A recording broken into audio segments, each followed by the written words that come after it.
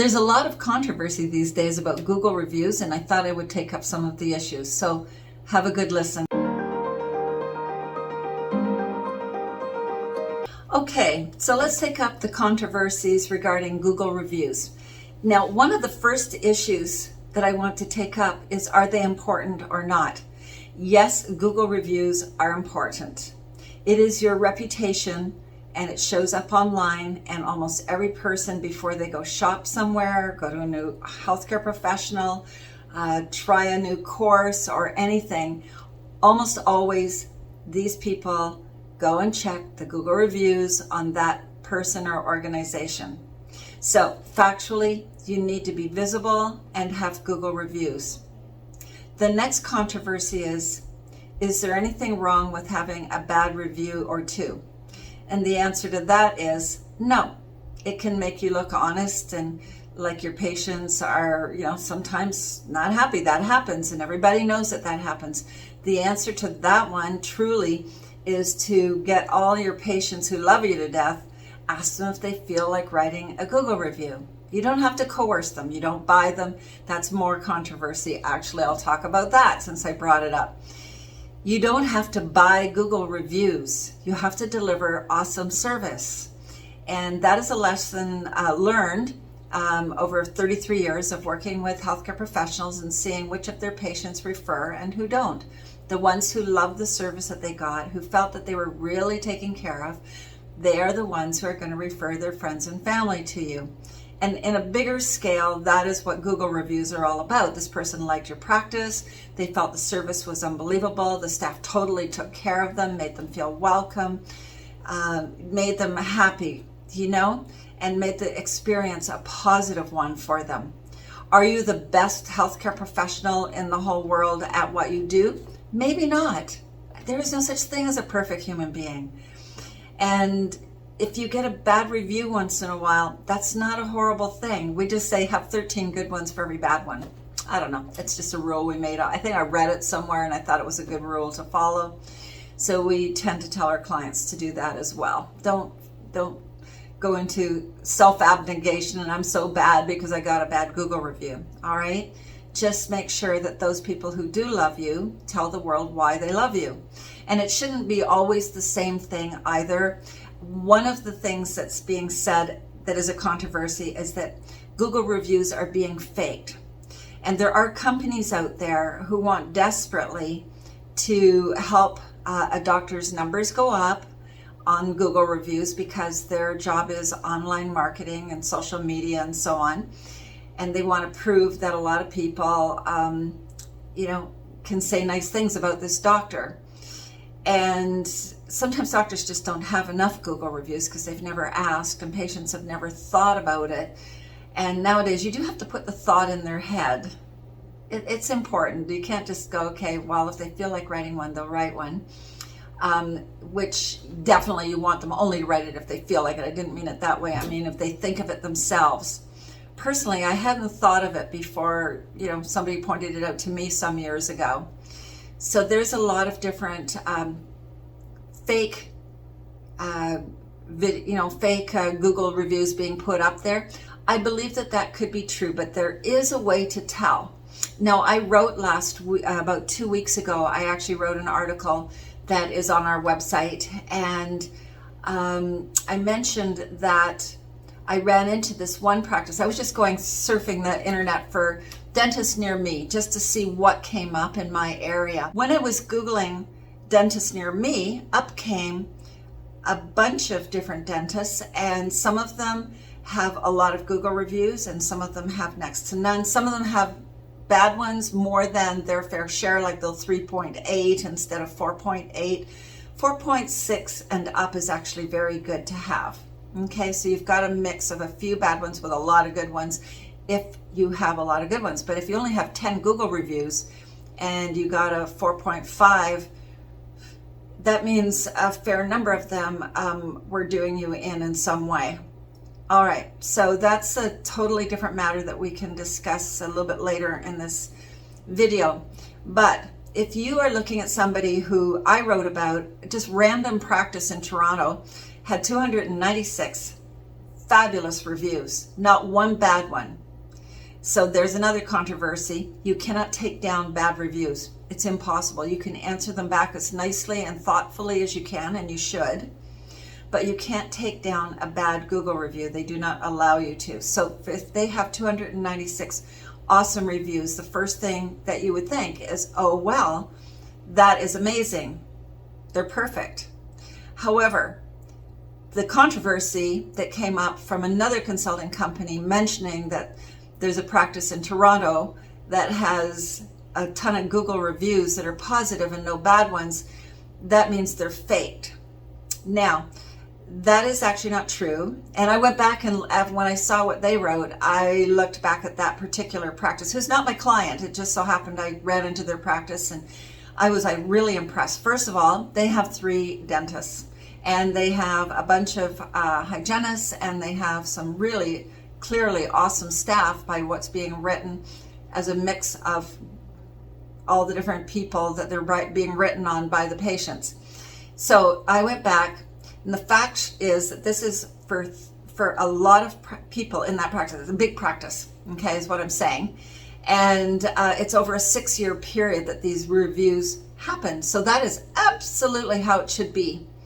And you can't, they're all individual. So another way you tell if they're faked up is they are copied off the Facebook page or other places.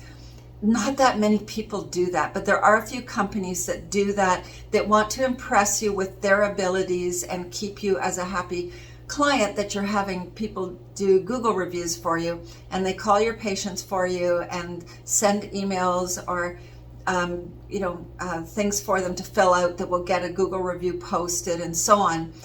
These are the fakes as far as I'm concerned, because really it should be done internally by your own staff.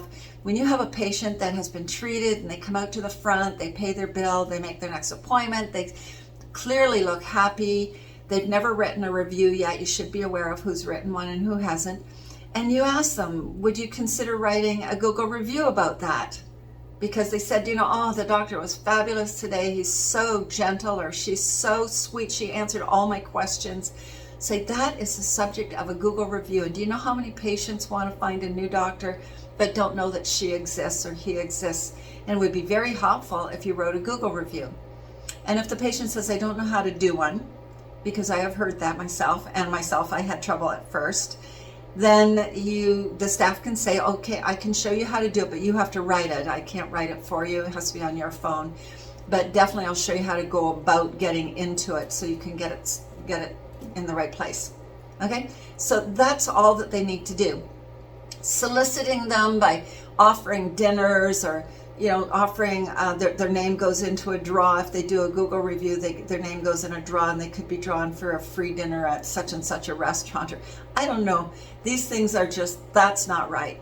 You don't need to bribe patients to do it. You deliver perfect service to them, or as perfect as possible.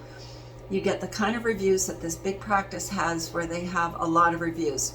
And when you know that it's over a 6-year period and that there's 3 dentists and a bunch of hygienists, like I think 8 or something, according to their website and so on, then you know that those reviews are genuine and that the people really like them for different reasons, each one.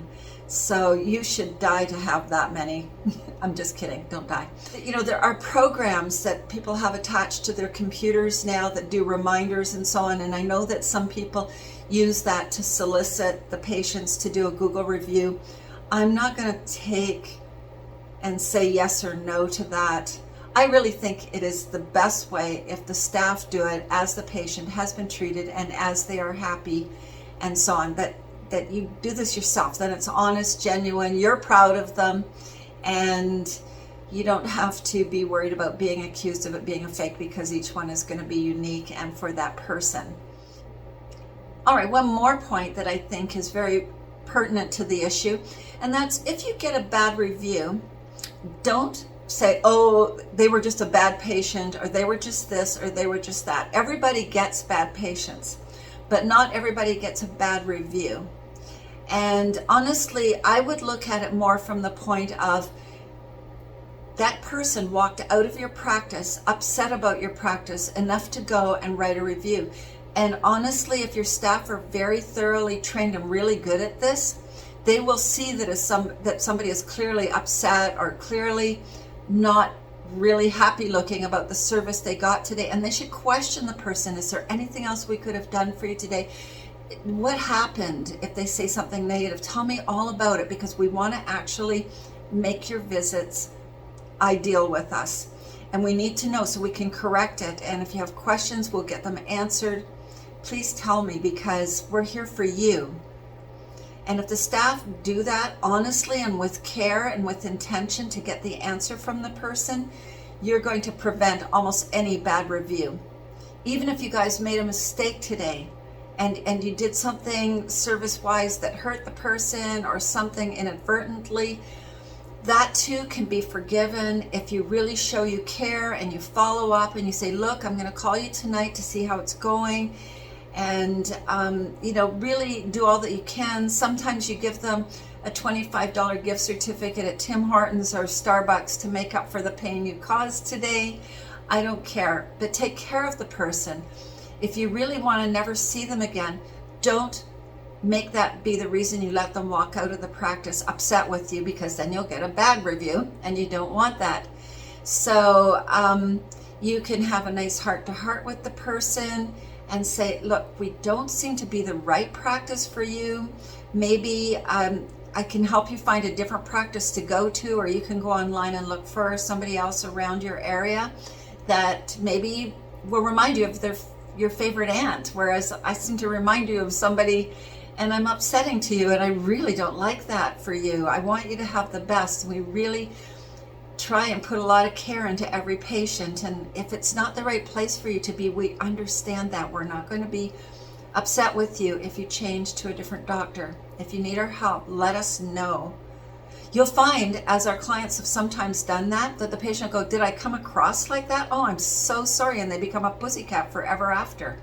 And all that had to be shown was that, sometimes they're grumpy, and it's not you that they're grumpy with. It's just that they're a grumpy person, but they can actually control it. So that's been very amusing when that turns around. But at least part friends and take the high road. And on your Google reviews, if you get a bad review, or Rate MDs is another one where you can have bad reviews, and there's Yelp and a whole bunch of them, but those are the two main ones, Google and Rate MDs. So if you get a bad review, the best thing to do is take the high road on it. Say, we are so sorry that happened. Or, just read some other people's reviews. That's what I do. There's some really cool ways of making them very right and saying, would you please come in and talk to us about this, or make an appointment, or phone us and we'll talk about it. And be sure and answer the ones who do good ones. It's really heartwarming to them to know you're paying attention, that you actually saw their review, because it's their way of complimenting you. So encourage your staff to deal with this with patients, to actually ask them when they're really happy and say, oh my God, I can't believe I can smile again, or I can't believe I can walk freely again and my hip is working again, if it's a chiropractor or optometrist. Oh my God, since I got contact lenses, I can see, whereas before I thought trees were blobs. And now I see they have leaves. If they're saying something like this, definitely get them to write a review about that. And it shouldn't always be the same, like, oh, the staff are wonderful and the practice is really good. Now that looks like a fake review just because you've got a lot of people being unoriginal. So tell them, like, what happened today as far as the service went, or whatever you want. Just be honest and say it from the heart how it felt, so that other people reading these would know whether or not we're a good practice. And that's up to you. So there's some thoughts on the controversy of Google reviews. Have fun doing them. Don't neglect doing them. They are important. They are your reputation. They are how people choose the next healthcare professional of your profession that they're going to go and see. So bye for now. Stay tuned. I'll have some more interesting controversies. If you like this, give it a thumbs up, a heart, whatever you want to do. And then please follow our channel. We have a channel, and share this with your friends. Okay? Thanks a lot. Bye for now. To get your practice analyzed, contact the Art of Management at 416-466-6217.